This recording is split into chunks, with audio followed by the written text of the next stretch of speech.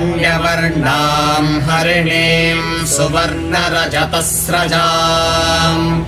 चन्द्राम् हिरण्मयीम् लक्ष्मीम् जातवेदो महावः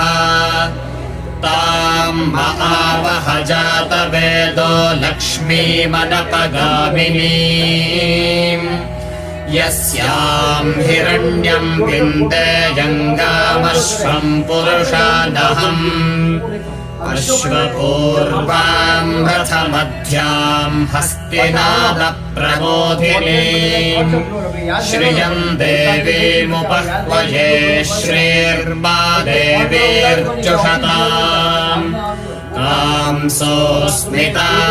हिरण्यप्राकारामार्द्राम् ज्वलन्तीम् तृप्ताम् तर्पयन्तीम्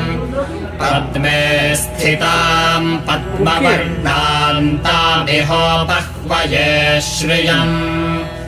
चन्द्राम् प्रभासा यशसा ज्वलन्तीम् श्रियल्लोके देवजुष्टामुदाराम् ताम् पद्मिनीमीम् शरणमहम् प्रपद्ये लक्ष्मीर्मे नश्यताम् त्वा